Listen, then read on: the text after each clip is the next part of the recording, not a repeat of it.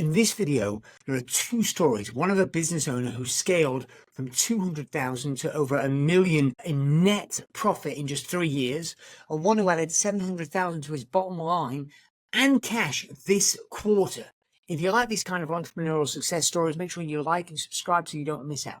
Hi, I'm Dan Bradbury, and both of these stories are true and of clients of mine who are part of my CEO Mastermind. And our next CEO Mastermind event is on scaling and exiting. It's coming up on the 17th and 18th of September. Make sure you check the video description for more information and for a link. So, this first story joined about 3 years ago, and he joined because he was highly frustrated. So he's a business-to-business service business. Over the previous decade or so, he'd scaled to around 2 million in revenue. He had a team of about 15 to 20 people and a very typical 10% margin, so about 200,000 in net profit. But it was also typical in that everything was dependent upon him, right? He felt like he couldn't leave the staff, he couldn't go on holiday, or he would go on holiday, but then be frustrated and do I need to leave holiday and come back because the staff are messing it up?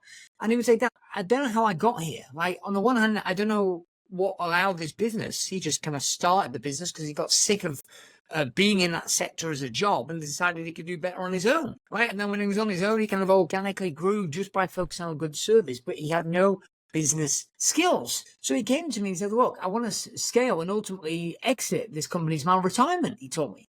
So I saw that he needed two things. A, he needed to build his management team, i.e. he needed to find people that could replace him, not the rank and file people executing and delivering the services, but also the management team, okay? And secondly, he needed the systems and the process to make the business replicable and scalable. You can't have one or the other.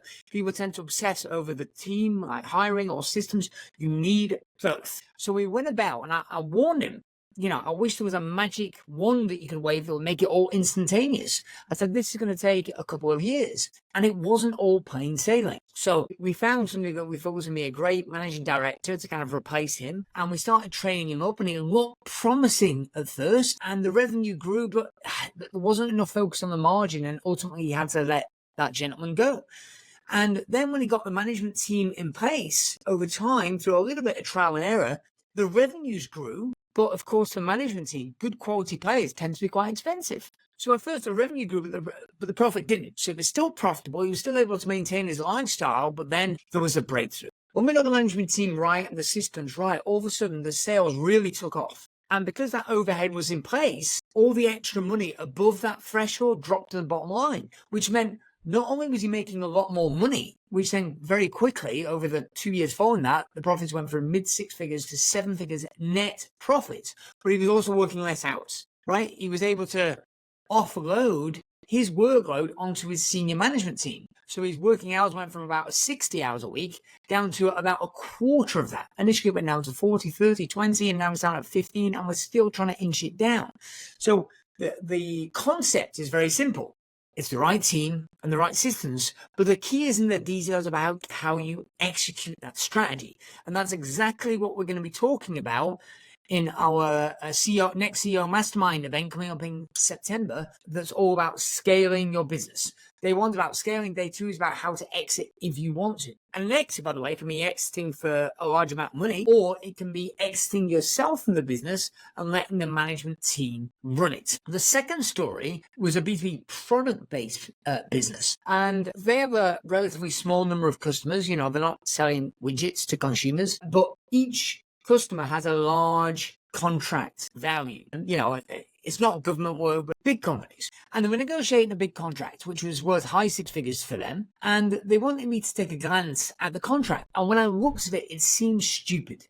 There seemed a few very obvious flaws. Now, I want to be clear about this. Now, I'm not a lawyer, I'm not an accountant, but I do have the benefit of seeing lots of different businesses across a lot of different sectors. So I've got a lot of different reference points. And when you're in it, when you're in your own business, you often can't see the wood for the trees. So the key, I think, is to get somebody outside of yourself that's smart, that's educated, that can look in on it. And I pointed out a couple of relatively minor clauses. I saw an angle, really, that allowed them not only to close the deal, i.e. get chosen above the other competitors that were tendering for the job. So they not only won the tender, but they closed it sooner and they were able to charge a premium. So it boosted their price that they were originally going to charge by about 20%, right?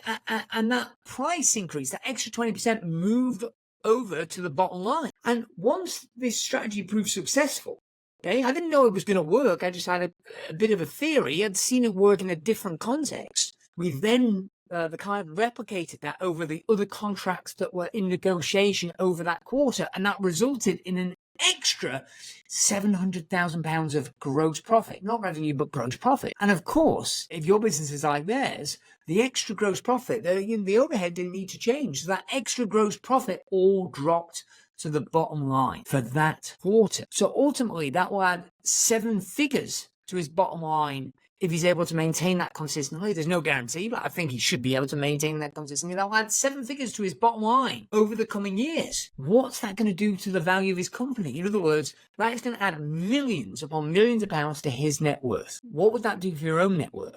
If you're able to just find a couple of little shifts that inch up the revenues, but your overhead, your costs stay the same.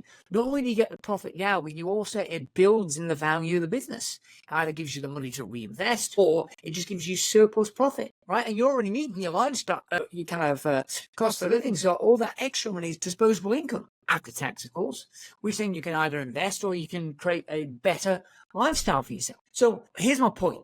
While those two stories are not normal, they aren't that extraordinary in our community. The question is, how do you stack the odds in favor of you finding the option, the strategy? And I think the key is you need to be in the environment, right? You need to be in the environment. How do you surround yourself by smart switch-on business owners? Because if you sat there waiting for the epiphany just to drop upon you, my experience is the epiphany comes from outside of yourself. My experience is businesses slow, fast. What does that mean? Well, what it means is business can often feel slow and painful, but the progress forward all of a sudden comes out of nowhere. A different way of saying this would be little hinges swing big doors. So you're looking for that edge, that pivot point, that leverage point, and that is what CEO Mastermind's about. Right, so the link below, the theme of this upcoming event is scaling and exiting your business. We have limited spaces. At the time of recording, there were approximately 10 spaces remaining. Click the link below, find out more. Hope to see you there.